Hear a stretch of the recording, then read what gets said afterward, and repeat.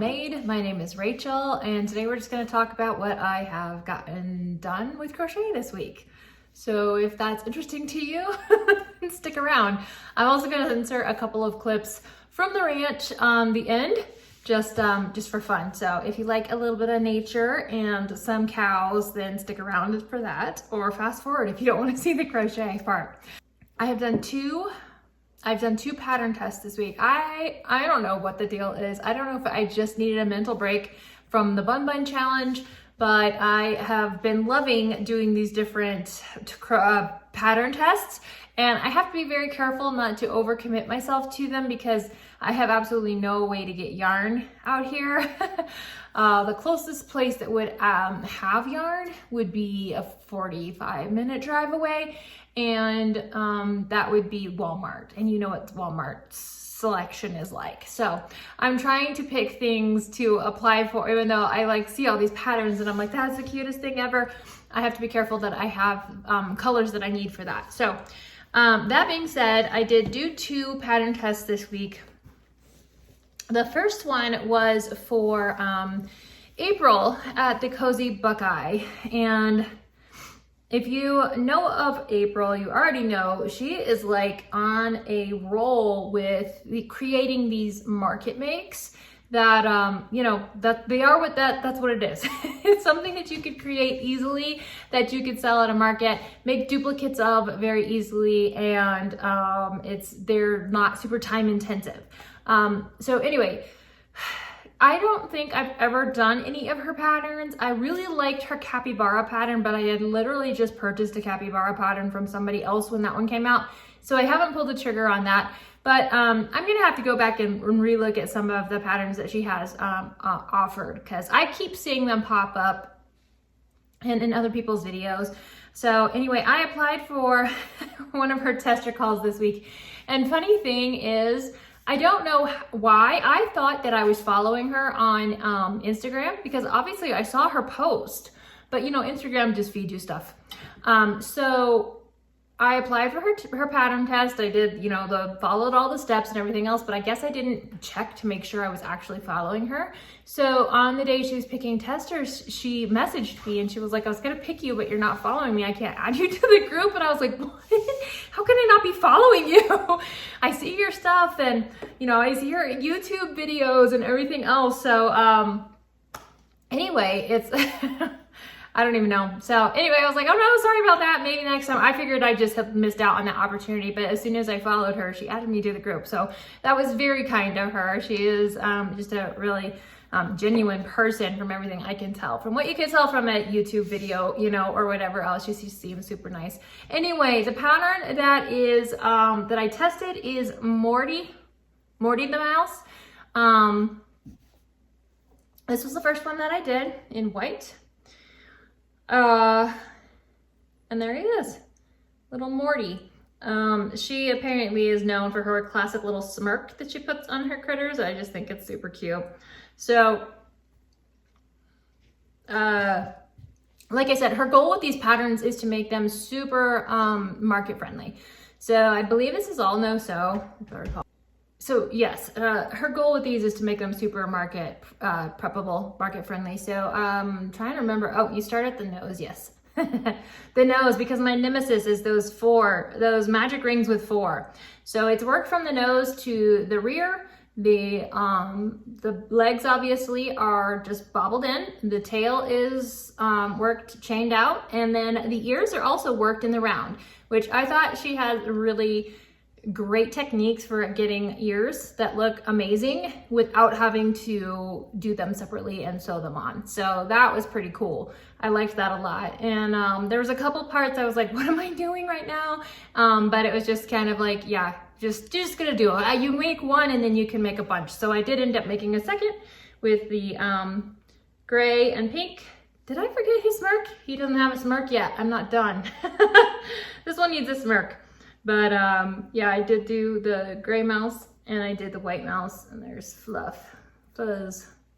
So I did those two, and this is available now. I believe she released it on Thursday or Friday of this past week, and she did have a sale going on for her pattern release. And I believe she is also one of those shops that just run sales where you get like a 25% discount if you buy 3 or more patterns. So it's definitely worth looking at, particularly if you're looking for quick market makes. She has a whole line of those, and they're just always super cute. She's got such a way of making patterns. So I did do that. Morty, I believe it's Morty. She had like this help me name the mouse kind of thing going on, and there were so many M names, but I think it's Morty the mouse, and that is by April at the Cozy Buckeye. All right, and then another thing I did was a Critterling penguin from Poggy's Place. Now this one I made with Big Twist Posh, except for the feet. I didn't bring any yellow colored feet. So these, again, they work up, I'd say they're like ping pong ball size. So I did this one, and then I decided my eyes didn't really care to look at black yarn.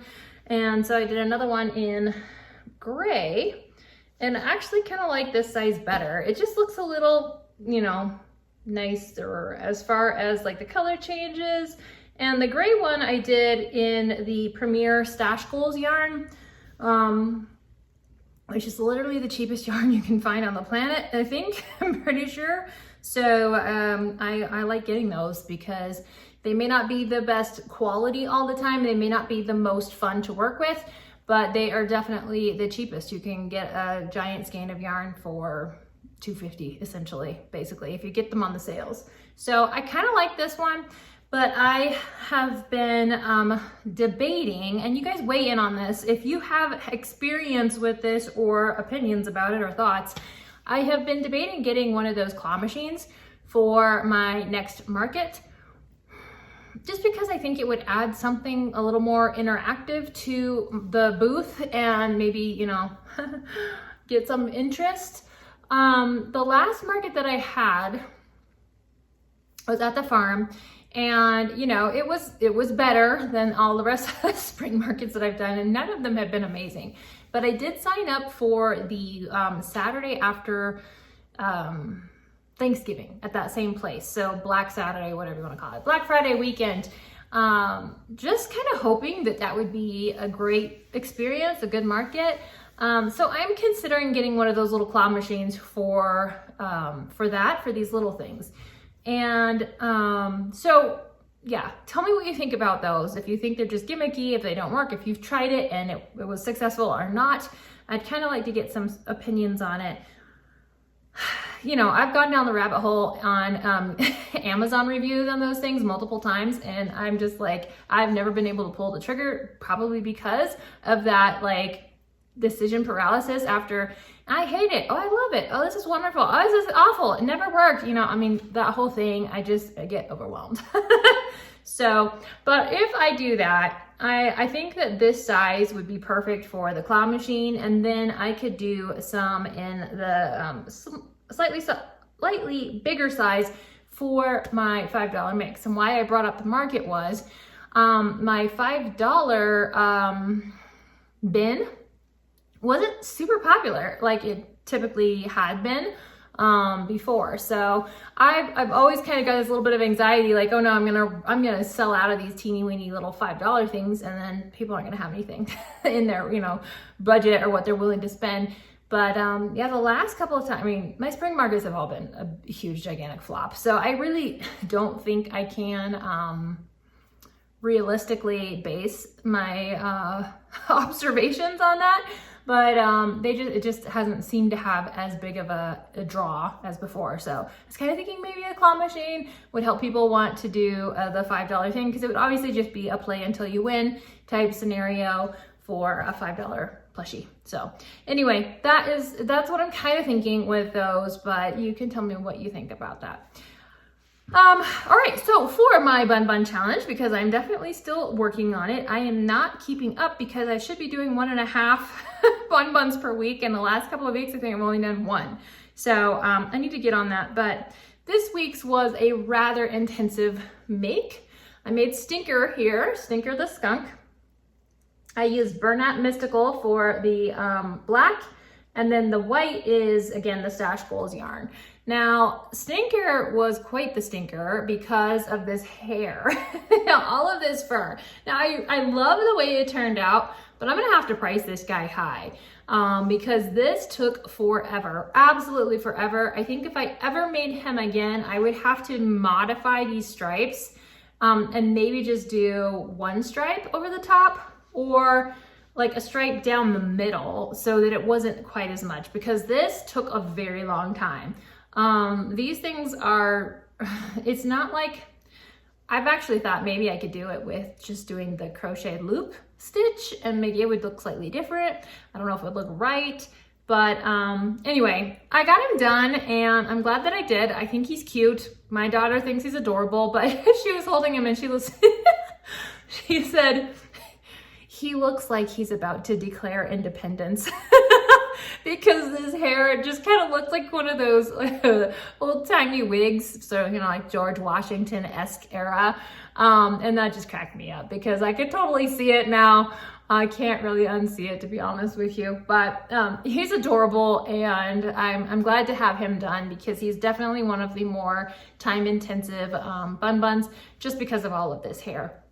But as far as the pattern goes, it's worked just like a regular bun. So the feet and the arms and the tail are all made ahead of time and crocheted in. And then the ears are also supposed to be made ahead of time and sewn on. And I did not do that because it is literally just 5 single crochets in magic ring. I'm like, I'm just gonna surface crochet that. So I did surface crochet the ears. And then of course the hair is all crocheted on. It's all surface crochet. But it's just very, very labor intensive for this. I thought, you know, I got them all together and I did most of this whole striping thing. And I was like, yeah, it's not too bad. It's not going to be too bad. And then I started covering the head and I was like, oh, it's bad. It takes forever. But, yes. Yeah, but it's cute, right? I mean, he's a little skunk. So I'm glad to have had that one done. There's another one that's also in a similar vein, and I think it's a zebra, which I think I might just go ahead and tackle that one next so that it's out of the way and I can move on. Noticing a trend here, I'm getting lots of doubles. I had 2 of the Morty mice. I know how to speak.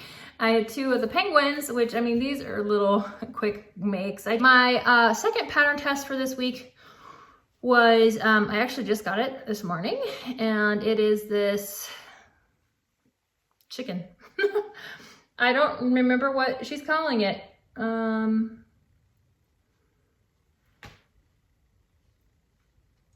Nope, it's gone. It's gone right out of my brain, but I'll put it on the screen so you can see what the pattern name is. But anyway, I did a Stardew Valley version for my first chicken. Again, I need to finish thoughts, multiples. I have 2. I have 2 to show you for this pattern. That's why I mentioned the 2 Mortys and the two penguins, the 2 penguins. Oh my goodness, I need a nap. Anyway, this was a pattern test for Lex in Stitches, I believe. And it's a no-sew chicken. So it starts, goodness, I just made this. Oh, it starts at the top. Starts at the top. The beak is worked in. The wings are worked into the round. The tail is also, if you can see it, this isn't the best lighting. So there's the tail. Right there. That's all worked in. And then you go back and surface crochet the comb. So this was a very straightforward pattern. I had like no notes on it whatsoever. I did struggle a little bit with the stitch count for some reason, but that was a me problem, not the pattern problem. I will say this beak looks more duckish to me than chickenish. So,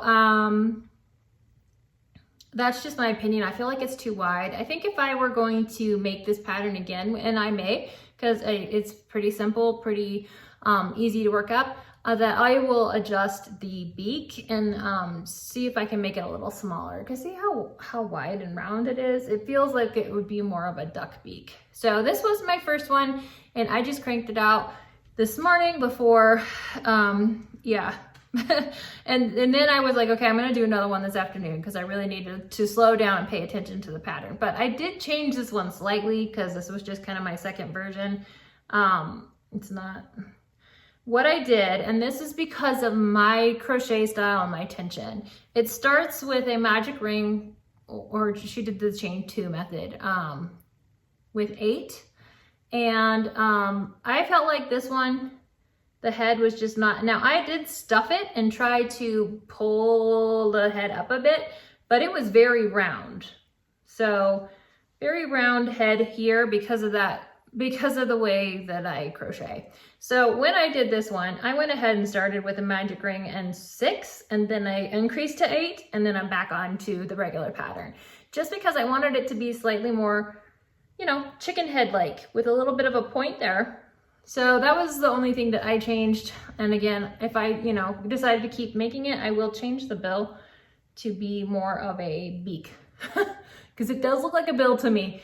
And, but otherwise, I think this is a great little market make. I'm going to add it to my eggs and bacon section of my booth. So I actually probably won't make more of these until these two, or unless these two sell, because I have different chickens, like the Mabel-ish looking chickens. These are different enough. This one really looks like a bluebird to me compared to this one. Anyway, they're different enough that I like to have the variety, but I'm probably still only going to charge about $10 for these, because that's what I have, the little mini. They aren't Mabel chickens, but that's basically what they look like. So anyway, I'll see if they sell, and if they do, then I will make more of those. So that is all of the patterns that I did for this week. And again, I've decided I'm not gonna say I didn't get much done, because I did. I got this hair done, and that has got to count for something. You know, crochet is not my full-time thing. Packing them up in my little strawberry shortcake bag, you know, I don't even know if I wish it were. I think that it would be hard to enjoy it if I had the pressure of, you know, this has to make me enough money to live on type of a scenario. But at the same time, I see people posting stuff, and they're posting like 82 makes in a week, or I made $1,000 worth of inventory in a week, and I'm like, I did that 24-hour challenge and I didn't even get close to $1,000. So yeah, it's not really in the cards for me right now, and I need to make sure that I'm not comparing, because what I get done, and I enjoy the process.